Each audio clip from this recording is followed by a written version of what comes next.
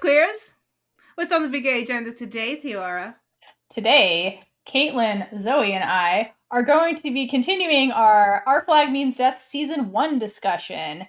And today we're starting with Episode 8. Woo! We have our ship together. Yes. Before we get into all the queerness, we need to do some quick housekeeping. Woo! If you're watching this podcast on YouTube, please be sure to subscribe to our channel. Give this video a like and drop a comment to share your thoughts. We absolutely love hearing from you. For our podcast listeners, please download this episode and leave a review if you can. Your engagement helps us reach a broader audience and spread the joy of queer content. For even more exclusive queer content, early access to videos, and full reaction videos, join us on Patreon. Dive into discussion episodes. No, discussions. Dive into it's just discussions. There's no episodes. On our Discord channel, where we enjoy connecting with all of you. You can explore merchandise at bigaenergypod.com to show your support. And if you have merch ideas that you want, let us know. We'll make them. All links will be in the description. Lastly, stay connected with us on all social media platforms by following at bigayenergypod. Your interactions mean the world to us, and these actions contribute to our ongoing celebration of queer media and advocacy for better representation.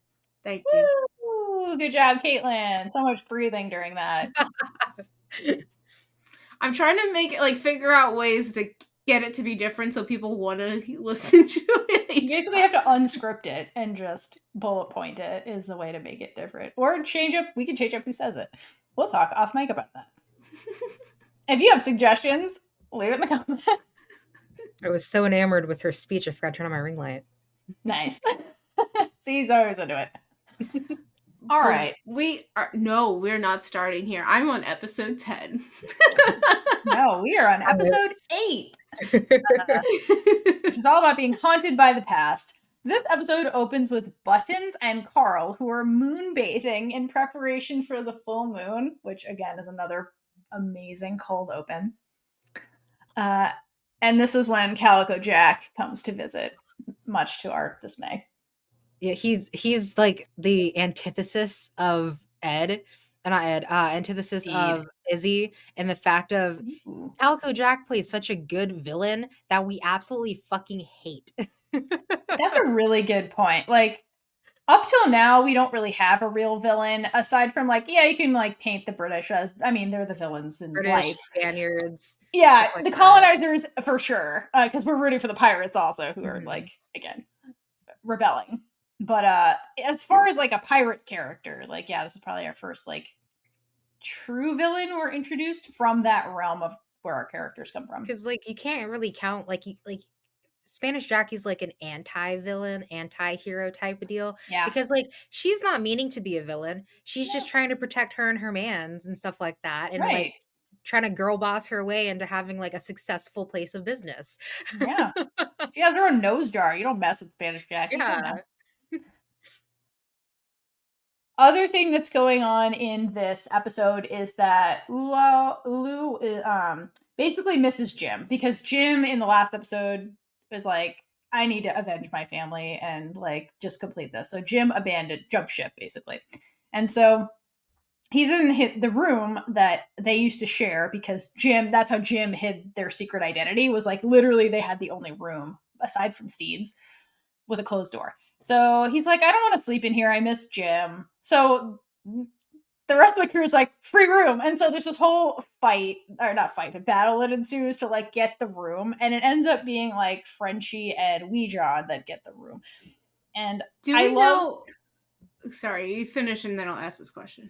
I was going to say, I love their conversations with the room when they're designing the room. It's so cute because they take it so seriously, because both of them are I've never had my own room before. This is so cool. And then they just get to make it their own, and they make the little nook, and it's so cute how excited they are and into designing their room. I love it. Though I will say they get so caught up in the excitement of having their own space away from the crew that they kind of put Olu on the back burner when he just needs a friend because he's missing Jim, and they're just that's our nook, you can't sleep there, sorry, shuts door. Like, Frenchie, come on, man. I know. They do leave him out to dry. They're like, well, go cry about that up deck with everybody else. Yeah, away from our room. You're tainting it. Good vibes only. The feng shui. Frenchie would 100%. No, John would 100% be into feng shui. 100%. Yes, absolutely. Do we know how Jim and Olu got the room in the first No. place? No, they don't say. They don't explain it. Because it's very interesting that they were the ones to have the room. I would like to think of a fan theory that it's just like Olu, like Olu was like the only person on the ship that like kind of knew that something was happening with Jim, like very vaguely. So like with Olu and Jim's like relationship, even like without speaking, he probably convinced Stede and was like, well, Jim's a mute, you know, like he might, or they might need like some time to like themselves, like a little safe space. And Stede was like, oh, I'm so on board with that. So like I can definitely see that being the case. Because Jim obviously couldn't advocate for themselves just because they were mute at the time. But Olu most definitely could have been like that advocator, because like Olu definitely likes Stede. He definitely has like his best interest in mind. Same with like Frenchie. So I definitely could see that being the case for that. I agree with that. Should have asked Vico. Yeah. Mr. Shot. Damn. Maybe next time. We'll have another opportunity. All right, so back on the Revenge, Calico Jack, like, he basically wanders up to the ship and he gets taken aboard. And we learn that he was a crewmate with, quote, Ed, before he became the famous Blackbeard. So back when he was just this, like, young, reckless buccaneer, basically an immature dickhead, which is, like, the relationship he has with Calico Jack. And to me... Buccaneer, if you will. Yeah, and like to me this feels like a high school reunion of sorts, with like these hyper masculine men that like peaked in high school. That's the vibe they give me, because they spend their whole time, at least from Calico Jack, influencing Ed. They spend their time basically like reliving their old glory days, which was just like getting drunk and breaking shit. And this is Steve's introduction to what like Ed used to be like in the early days of being Blackbeard, or maybe even as Blackbeard. And so he's trying to have these like civil conversations to like get to know Calico Jack, and by extension Ed in his youth. And Jack keeps cutting him off to tell these glory days stories, like Ed burning a ship with the crew locked inside just because. And I think once Ed is like, because like Ed's like into it, you know, because like that was a fun time, a carefree time. He didn't have worries at that time, you know, he was just young and reckless. But I think when he's hearing these stories out loud in front of Stede, these really cool stories, I think it's forcing him to reflect on, like, was it really that cool? Like, was my hindsight really, like, or is that pretty fucked up what we were doing, you know? Yeah. I think it seems like Ed is ashamed of his whole life. Yeah. Especially once he spends more time with Stede. Like, he doesn't want Stede to know that side of him. He wants him to know him as this like carefree, wanting to run an inn and restaurant. And that's sophisticated. What? I was saying, and that's the sad part too. Yeah. And when Calico Jack comes to visit, like we said, Stede learns about the true horrors of pirating and what Ed has done. Because he's not that great at pirating. He doesn't really know, like, the extent of what it should be. The entire time, Ed looks so uncomfortable and just wants Jack to shut up. Like, I also would like Jack to shut up and just get out of here, but that's another thing. So, Ed liked that he had someone who saw him for who he is now. Stede didn't know anything, so this was a clean break. I mean, we saw it in their first meeting when Ed doesn't even tell him that he's Blackbeard until later. And as the visit continues, Ed starts getting back into a routine. And I feel like his shame caused him to give up and revert back to his old life. So he's like, okay, well, this is who I am. Like, why did I even try to change? Because my past will always come back to haunt me. Yeah. And this point, it's just a person. And like, that's what is expected of him. Like, he has the name Blackbeard that will always be tied to him. And when Jack gets kicked off the ship, Ed does go with him, and he tells Stede that this is who I am. But it's not who he is anymore. He just hasn't gotten to accept that yet. He's scared. Yeah. Yeah, It's a I lot. really did not like the way Ed acted while like Jack was around, because like you even saw like Stede, like it was breaking his heart. Like he kept going like with like the crab and turtle fight with like the Oh, knives. yeah. Oh my How like god. they were like betting out and everything, and like just like Stede's like, oh, this we could do something else, and like they're just drinking away carefree, like the crew's into it because of course they are. Um but like Stede's just like slowly like heartbreaking because he's like, who is this man in front of me?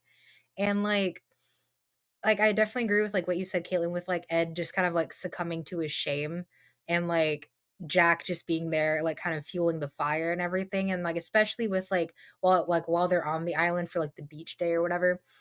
And like Jack's just kind of enticing like Stede, like going, well, me and him do have history, like alluding that to Stede, like trying to make him jealous and everything. And like Stede is just like kind of taken aback, and he's just like, well, you peed on my shoe and I don't like how you're talking to me.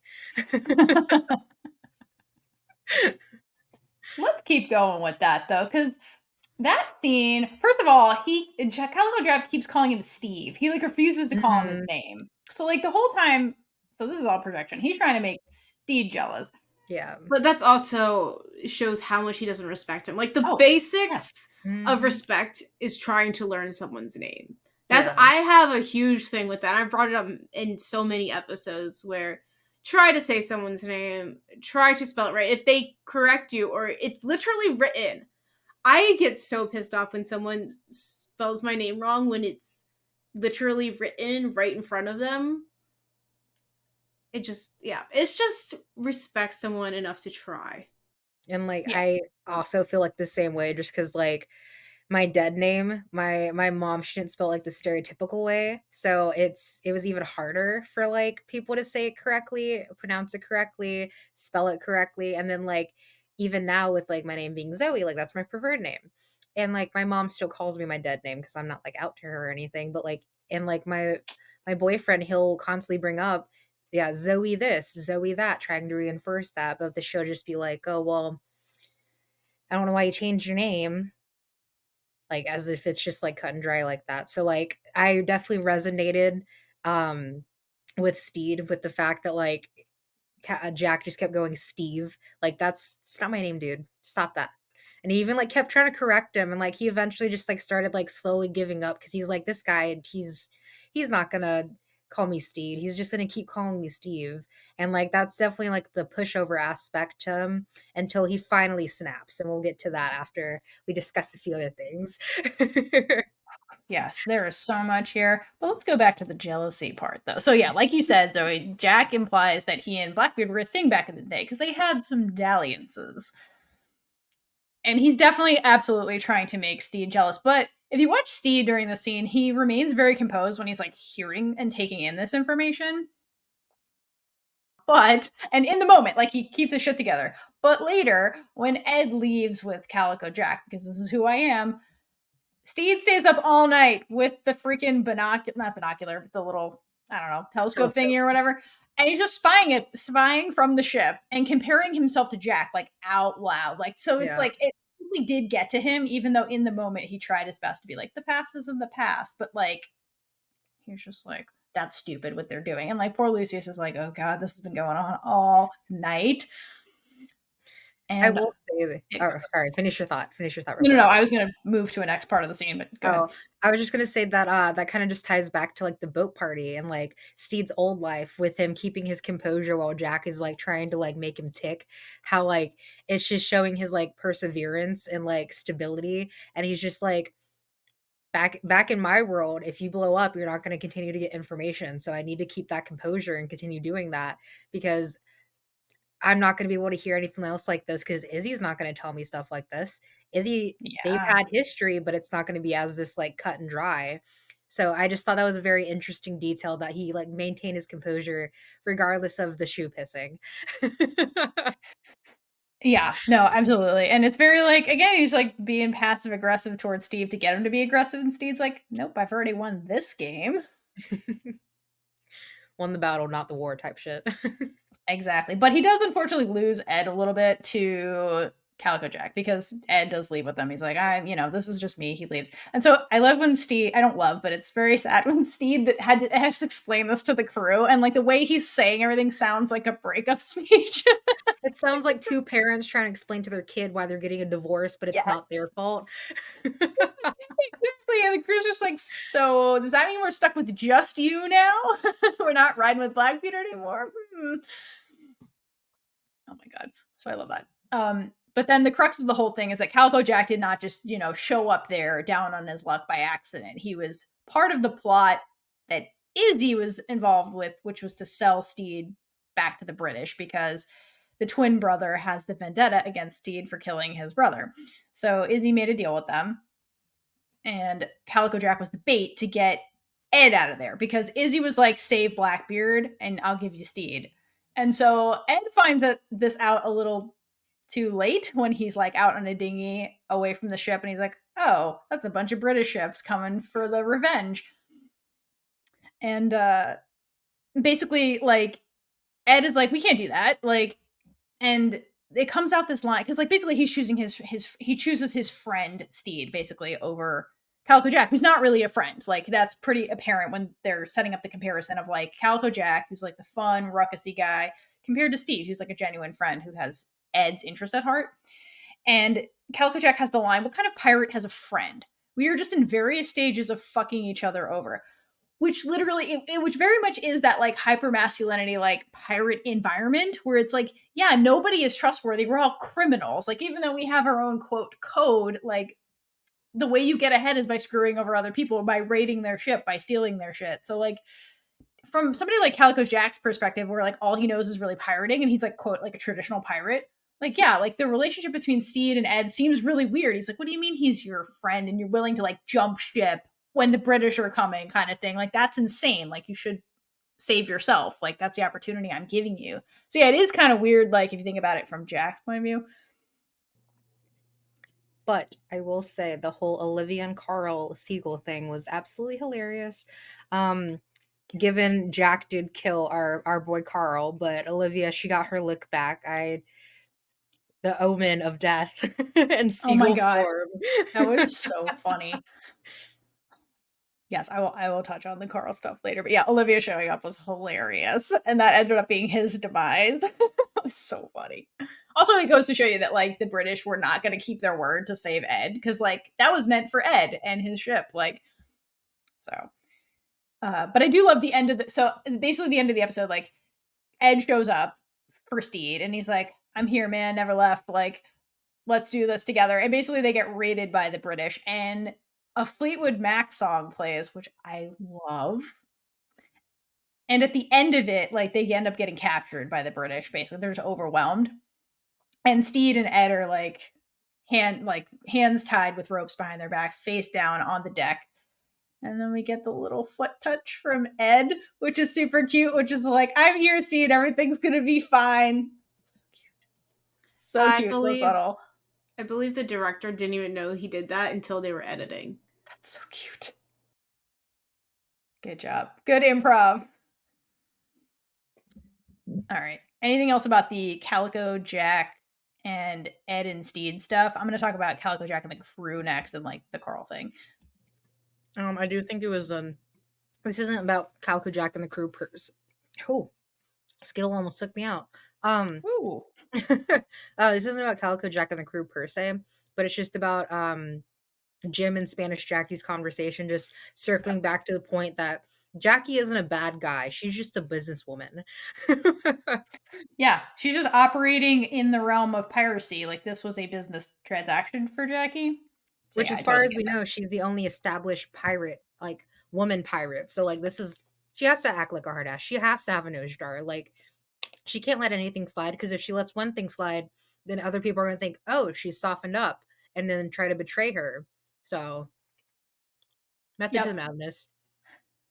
Yeah, unfortunately, and it's what Calico Jack said. He's like, we can't be friends. We're just in various stages of fucking each other over. And that's because that's business as usual, like you're saying, Zoe. Like, that's a really good point.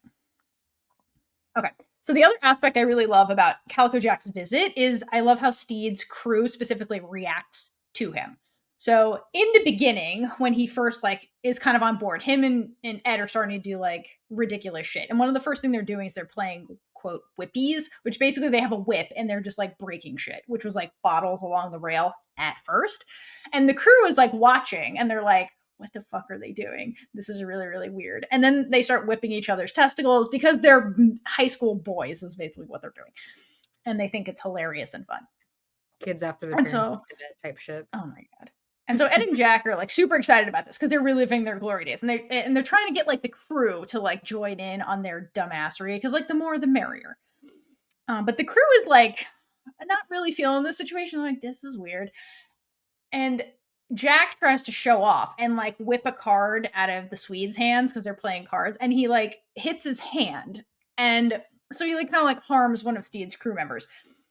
And the way the crew kind of like recoils immediately from this behavior, it struck me as really, really interesting because you would think immediately from the jump the crew would be like, yes, a real pirate acting like a pirate, just no respect for anything, just doing whatever he wants. But like, it takes them a little bit to warm up to what they're doing. At first, they're like, this is weird.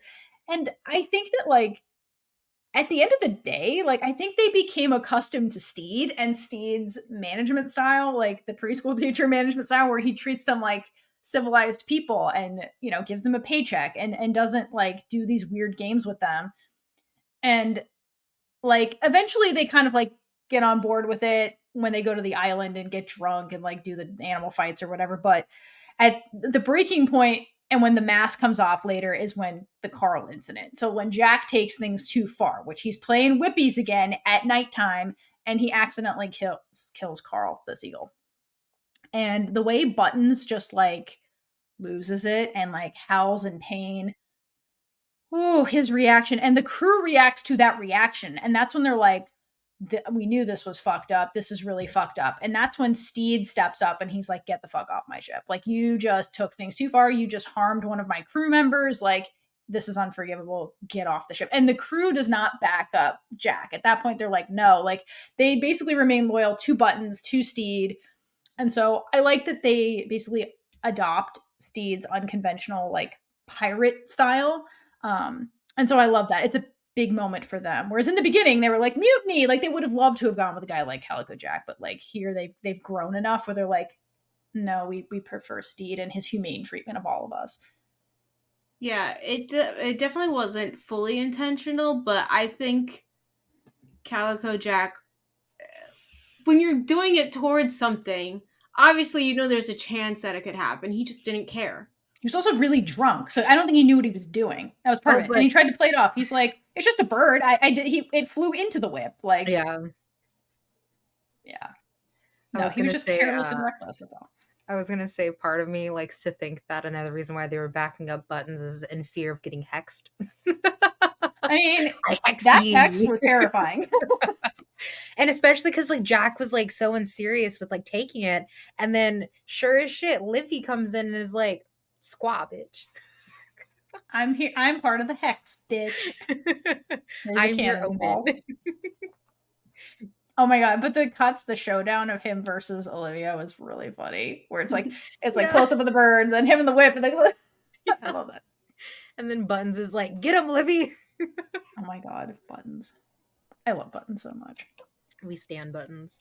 Also, Stede was really cute, where he's like, we're gonna have a funeral for Carl. Like, it's very sweet. Yeah, because he adores all of his crew members, and he knew how much like Carl meant to Buttons, especially with like the moon bathing and everything like that, and that being their like almost nightly ritual. So like I felt so bad. Like I probably teared up a little bit when Carl died, because I was just like, I already hate Jack enough as is. I didn't need another reason.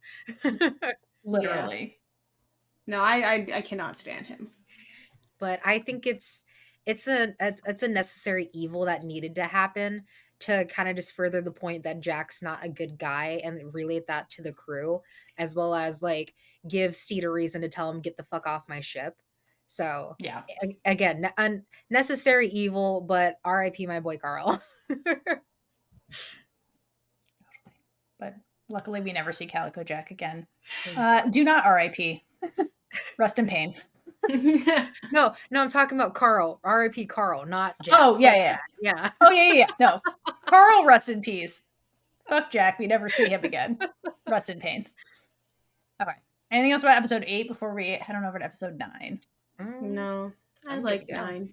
All right, let's go. So in episode 9, the British take revenge, like the ship, and Ed saves Stede again and again. Okay, so we pick up from the last episode where basically the crew of the Revenge has been captured by the British, and Chauncey, Big Brother Chauncey, or Big Twin, I don't even know, the only one that's living of that brother duo, him and the Royal Navy are basically like going after Stede because that's the point of this.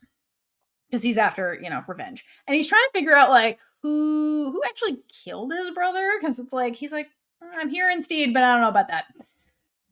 So, while Stede is being interrogated by Chauncey, the crew is waiting anxiously above deck. Because they don't really know what's going on. And Black Pete is like, notices that Lucius looks super uncomfortable. And he's trying to, like, console him like a good boyfriend, which is really, really cute. But the reason Lucius is so distressed is because he's hiding Stede's meticulous journal that he's been keeping this whole time that totally will incriminate Stede because he very clearly wrote he killed that bitch, right? Yeah. So Pete's like, oh, fuck, we got to get rid of the journal. How are we going to get rid of the journal? Because that's what Lucius is freaking out about. And Frenchie's like, I got this. This is my moment to shine. I got this. So he recruits Roach, which this was a terrible idea. This goes about as well as you can imagine. And basically they try to like create a diversion, which Roach is just being Roach and like distracts the one guard. And then Frenchie tries to run for it to like toss it over the side and immediately trips and gets captured. So the British officer gets the book and he's like, what is this? And this is when Frenchie tries to play it off as fan fiction he wrote about Stede. Yeah. It's so funny. And I love it. He's like, no, yeah, I'm writing. I wrote about a bunch of things that happened and didn't happen. I just imagined him in so many scenarios and wrote them all down. And I love that he's illiterate and can't write. And so it's even funnier that's him. Oh my God. That's so funny. Shout out to everybody who writes fan fiction about anything. So like you're the real heroes out there. But I love this scene. Okay. And then we cut back down to Chauncey, interrogating Stede. And basically he gets the journal now. And he's like, I don't believe this journal. Because Blackbeard just confessed to me that he killed my brother. And that makes way more sense. Even though when we cut to the interrogation of Blackbeard, it's just like Blackbeard clearly has no idea what happened and is just giving all these vague answers. He's like, I stabbed him. And he's like, where'd you stab him? He's like, oh man, I stab a lot of people. I'm pretty sure he does give a wrong detail though. Oh, for sure. But he just plays it off. He's like, I don't know. I stabbed so many people. I can't keep track of where I stab everybody. I commit so many murders. And they're like, yeah, I guess that makes sense. So funny. But, because that would show respect to them to remember how you killed them. Yeah. But when you, like, murder so many people, like, you really can't expect him to remember, like, details about... He's like, that was a Tuesday for me. I don't remember your brother. He wasn't important. And it's just, like, eating Stede alive. And, like, it cracks me up because, like, after that all happens and everything, and he's just, like, the captain's like, whatever. And Stede's like, put back the blindfold, put it back on. And then Lucius goes, act of grace. And like, they start reading off like the like journaling and everything. And like, I love that they did that because the real life Blackbeard did actually get like a pirate pardon. So I thought that was very nice to like add another like historical element to this. Like just it was such a wonderful twist, and the fact that like it was actually historically accurate made it even better. I do love that scene. One more thing I want to add before adding on to that, because yeah, I love that tidbit, is when Stede's with Chauncey and he doesn't like, he's like, well, Blackbeard's lying. I killed him. And he's like, well, why would he lie? It's like, come on now, Stede. But Chauncey also gives one last dig about why he doesn't believe Stede. And he's basically like, you're just some bored little rich boy. Like, you obviously didn't kill my brother. And Stede gets that flashback with like his dad, like dad trauma.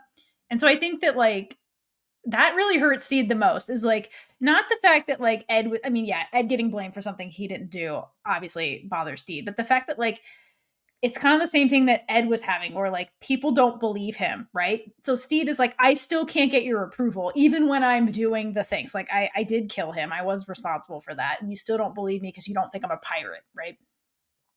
So like, yeah.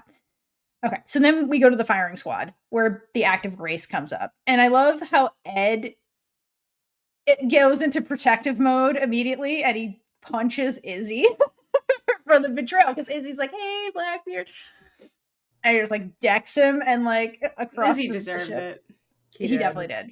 And like, He you know definitely did. damn well in like his like narcissistic tantrum mind, he's probably like, Blackbeard's gonna appreciate this. I'm finally like helping him out do the thing that like he's been wanting to do. And then Blackbeard's just like, why the fuck are you here? Why are you Yeah. still alive? Right. Get out of my face.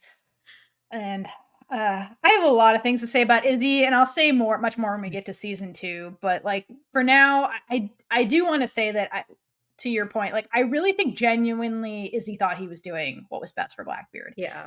AKA like Blackbeard, the only version of Ed that he really knows. Mm-hmm. So, but very misguided. And like it's even been made a point that like anytime that like Stede says Ed or like somebody else says Ed, Izzy's like, it's Blackbeard. Yeah. Because like that's all he knows. all Like he he doesn't knows. know Ed. Like Nope. Ed's just a run of the mill innkeeper / Jim the accountant. Like that's it. Like, and Yeah. it scares Izzy because Izzy, he knows Blackbeard for his like whimsical, like outlandish, like harebrained adventures, not wanting to settle down and potentially retire. And even though it gives Izzy the potential to be a captain, it's very apparent that Izzy's scared for that to happen because he's codependent on Blackbeard like 100%. Yes. And that's why he's so like narcissistic, because with narcissists, if you're doing bad, they're doing good. And that's why he keeps wanting Ed to be Blackbeard, because that's bringing out the worst in him, meaning that he still needs Izzy. And it's like so insane, but it works because it still makes Izzy a lovable villain, because at the end of the day, he just wants to be accepted. He just wants to be loved. He just wants to have his best friend back, which is admirable. He's just going about it all different types of the wrong way. Yeah, and I think that at this point in Izzy's journey, he doesn't want to know Ed.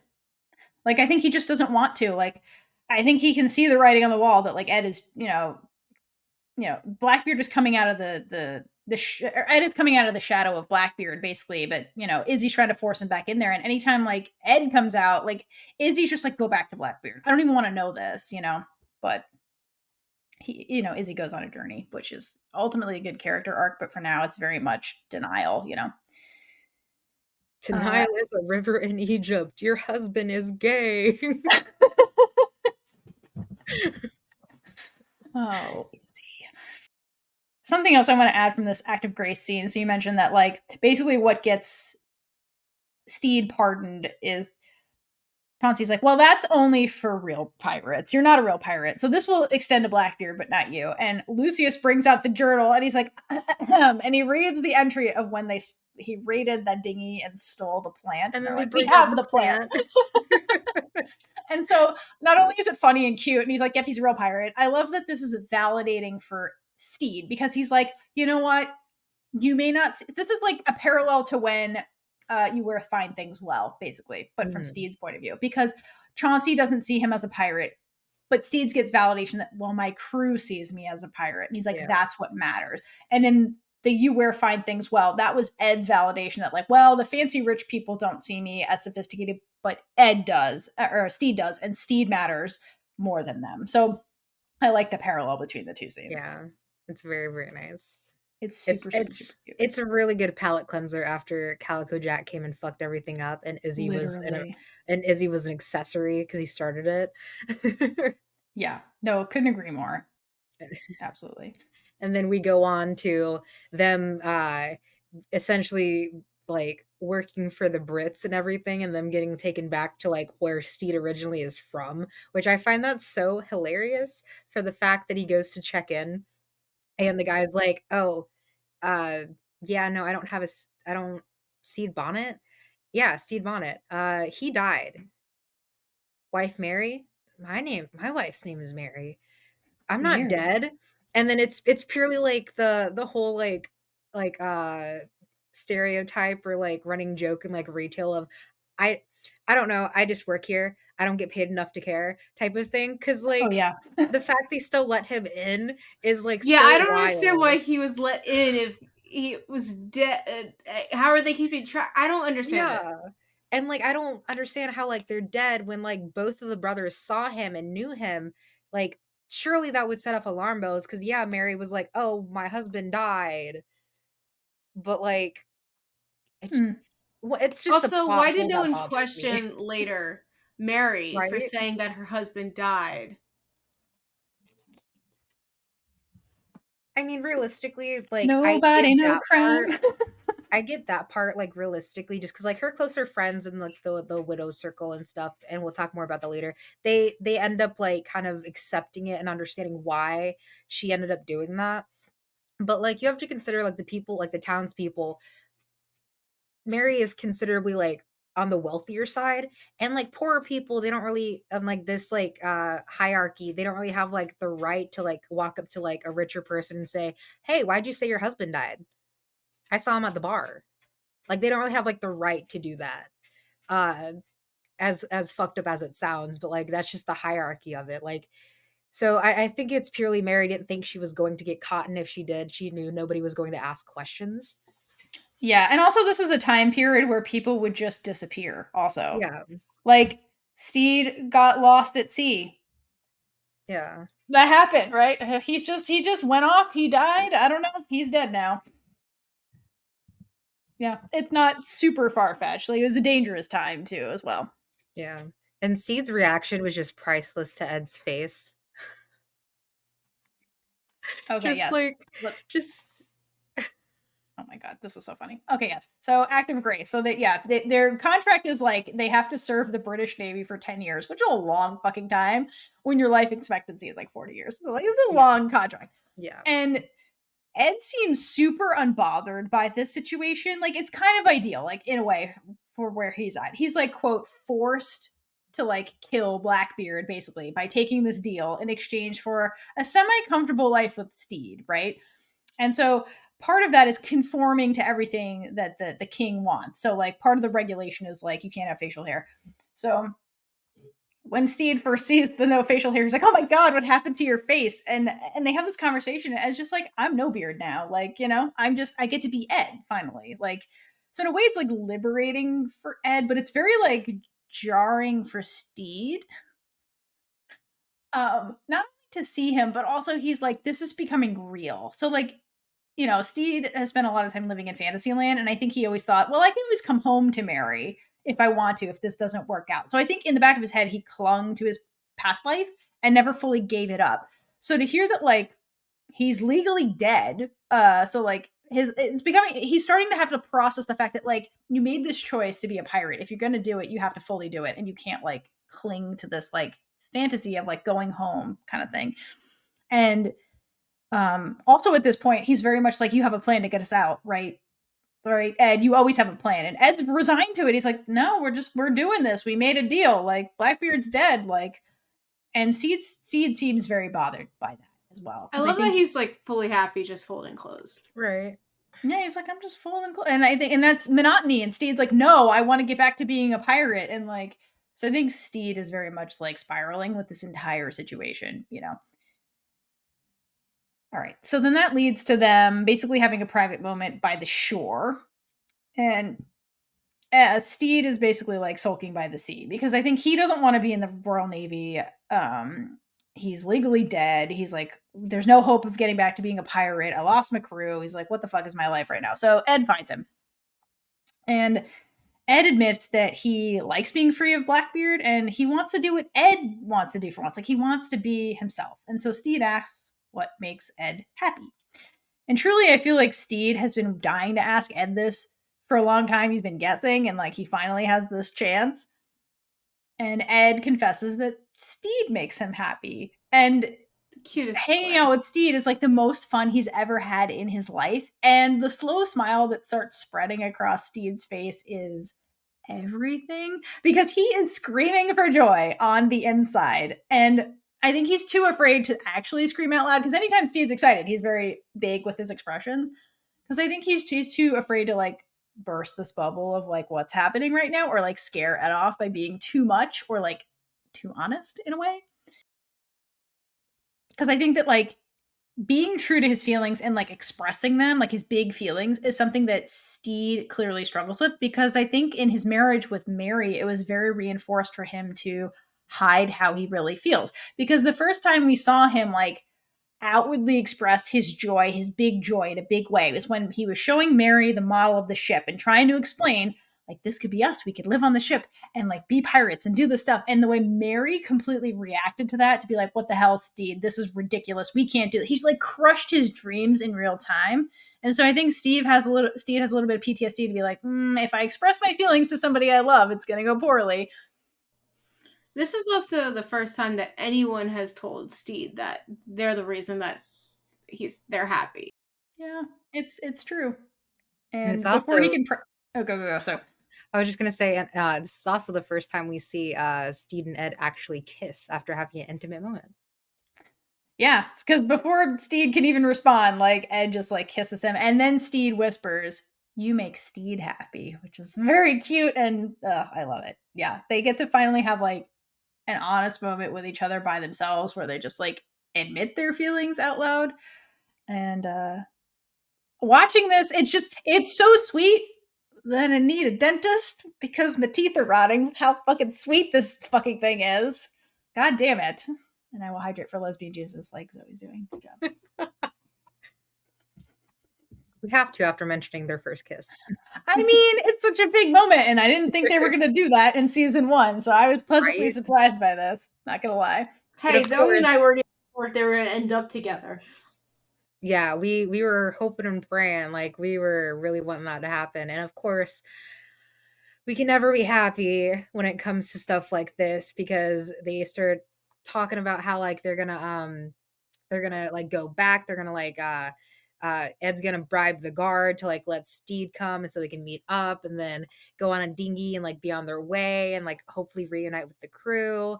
And then like it wasn't the guard that came and got him.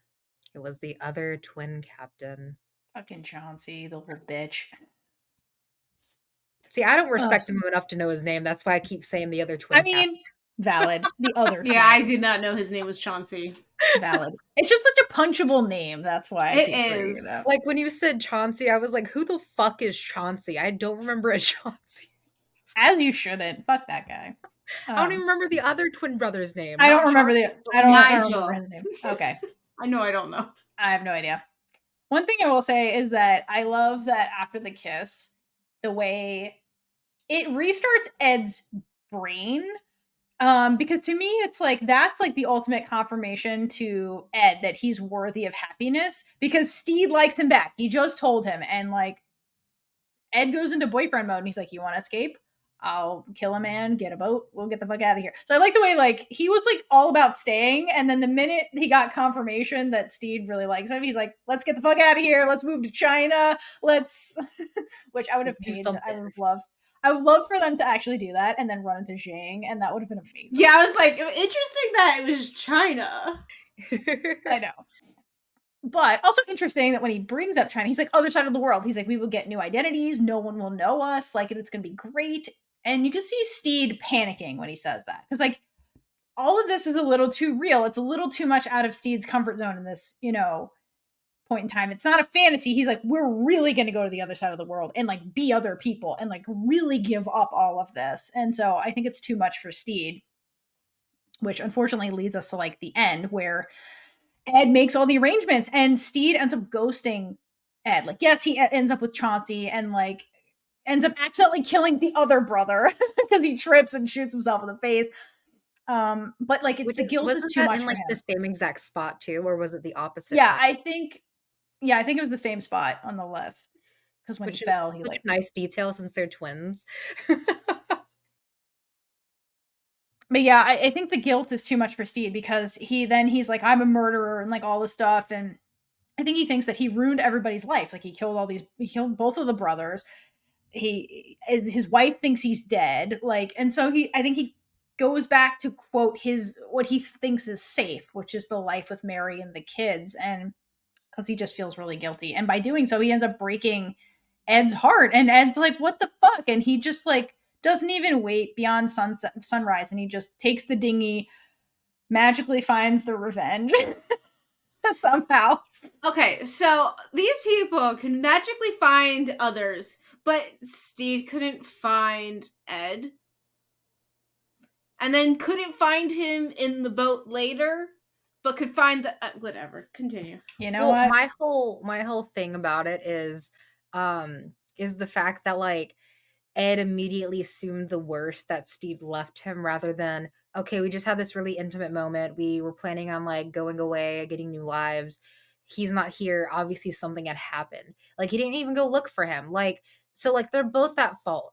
Stede shouldn't have left without letting him know. But at the same time, I know why he didn't do that, because if he did that, he would have to come to terms with like seeing Ed see him essentially go back to pick the safer option, which was Mary. And then at the same time, it makes me feel like Ed, while he wanted it to happen, he also realized like the severity of the situation of, oh, this is getting real, and arguably real fast, with us just wanting to get ship and move on with their lives and get new lives. So like I understand both where they're coming from, but both parties are at fault. It takes two to tango. Stede didn't go to Ed, Ed didn't go Stede. Everybody sucks in this situation. Yeah, totally. And from Ed's point of view, it's also like one of those situations where he's like, well, I'm gonna leave him before he leaves me. Mm-hmm. Thing too, because he doesn't know that like something happened, like you said, and that's maybe Stede's delayed unexpectedly. He's just like, I'm leaving you before you can leave me, and I don't like this feeling. What is this feeling? Because he's feeling heartbreak for probably the first time in his life, and he's like, I just, this needs to stop. This is too much. So, which explains when he gets back to the revenge, the way he basically oh my god, what was it, the way he responds to everybody, I think in the next episode, but when he like goes through his heartbreak. But I like when he gets to the revenge and Izzy's been captain for like 5 minutes. Yeah. and like discovers the mutiny that's happening, and he like stops them from throwing a tied up Izzy overboard, which is so funny, because while the drama with Ed and Steve was going on, the crew was like, working for Izzy is the fucking worst, because he just power trips. Because like you said, he's a narcissist, and he's like, I finally got what I was owed, which is I paid my dues with Blackbeard as his second. I'm finally first. And the crew was used to Stede, and they're like, I don't like this man's negative attitude. Fuck this guy. And they unanimously, even Fang and like Blackbeard's crew was like, no, Izzy, he's a terrible captain. We need to get rid of him. And I like when they're in the wherever they are together, and they're trying to figure out like, should be mutiny, unanimous, great. Who should be the next captain? And I love that they unanimously vote for Olu. I can never get this man's name right. You're in my head now, Kaitlynn. I'm sorry. Olu. They basically decide he should be the captain, and because he doesn't want to be. Yeah, but also like if you watched him the entire time, he's very rational. He's a good negotiator. Like he does think of other people. Like he was the one facilitating the mutiny, being like, let's talk about this. Like he really would make a very excellent captain. Like, yeah, he's very, I like that scene. Say, and this is definitely an older reference, but Izzy is the Miss Trunchbull to Stede's Miss Honey. Oh, damn. Bring Matilda into this. That is like purely how I see it. Izzy's nothing but like a substitute teacher in this situation. Yeah. And the class is not having it. No. And I know Miss Trunchbull was the fucking principal, but it still applies in this situation. Evil authoritarian figure versus nice authoritarian figure. Yeah, I totally agree with that. But oh man. And then I just, the scene at the end where Stede ends up at the house with Mary. To me, okay, when I first saw Mary in the scene, I was like, oh, she's gone full feminist now because of the way she's got like a cravat that's loose and like is in the black colors and is sipping her tea. And I was like, man, she moved on. She got a book club. She doing well. And then when she sees him and she's just, the tea starts shaking, she's like, oh, fuck, it's over. Like, and then we just cut away. Like, damn, I felt so bad for Mary. And like it's purely like a seeing a ghost type moment. Because Yeah. like while the possibility of Stede coming back was inevitable, she wasn't expecting that to happen because of how much No. he hyped up being a pirate. Also, Especially with how long he was on. I think she expected him to actually die at sea. I think she's like, there's Mhm. no way this man's going to succeed as a pirate. Like, he's going to get 100%. stabbed. Like, he doesn't know what he's doing. Yeah. I was not excited to see Mary, and then the next episode actually makes me start liking her. So I like Mary. It's not her fault. She's also trapped. She was Yeah. also trapped in a shitty situation. It's just that we're seeing the story from Stede's point of view. And then I like that they came around and in the next episode actually explicitly give us Mary's point of view. Not to mention, it was more so frowned upon for the woman to leave compared for the man to leave back then. So she was trapped with Arthas. She couldn't leave. She couldn't do what she did. Yep. And her kids were trapped too, because like kids have no autonomy. Like, Yeah. so anyway, but we will get into all of that in episode 10, our next episode. Yes. So again, we did our best to cover all the important plot points, all the things. If we missed stuff, leave it in the comments. Come talk to us in the Discord. But until next time, we will pick up with episode 10, the final episode of season 1. Yes. So until next time, hydrate for lesbian Jesus. And gay it up all over the place. Bye. Bye. And with that, we've been Big Gay Energy. If you like this episode, check out all our other episodes right here on YouTube. Please like, leave a comment below, and subscribe for more amazing super gay content.